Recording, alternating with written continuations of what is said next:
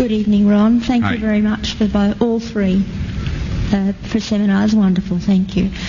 My question is that you said that you had the blood of our Lord examined by the Israelis. That's correct. What was their determination of that? Okay.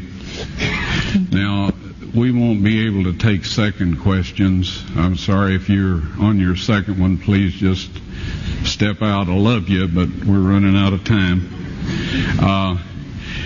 Real quickly, okay.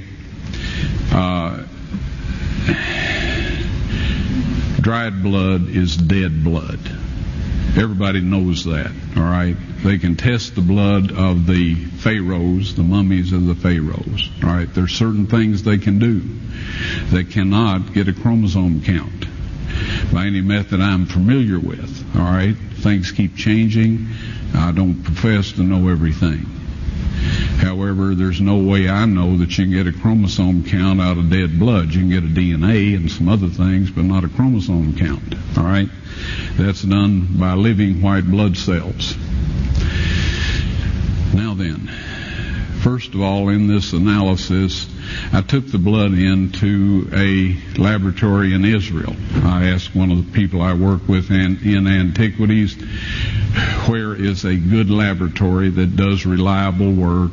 And they said, such and such, such and such. I took it. I just said, please examine this blood and tell me what you can tell me about it.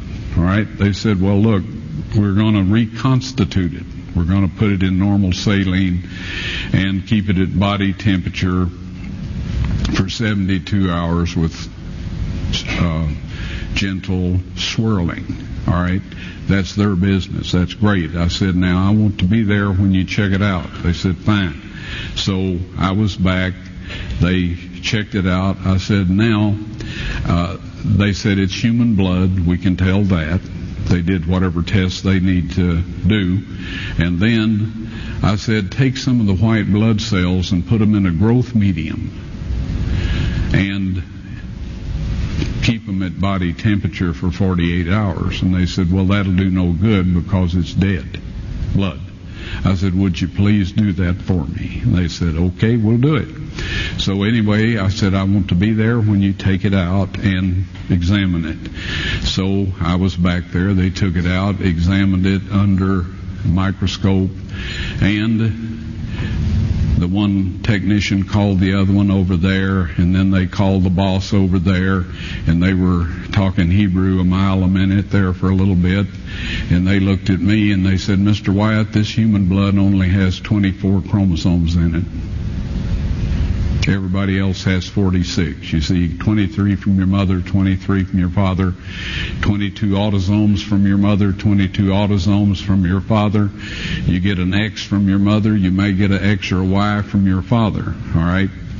This blood had 23 chromosomes from the mother's side, one Y chromosome only. You see, a child could not have developed if they hadn't had the autosomes from the mother. So all of his physical characteristics were determined by his mother's side of the family, her autosomes. His maleness was determined by this one Y that came from a source, not a human male. Then they said, this blood is alive. And then they said, whose blood is this?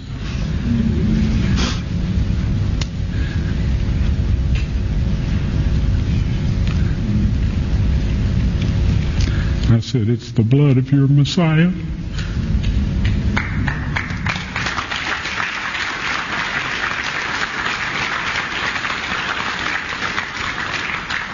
And I assure you, those men's lives have changed.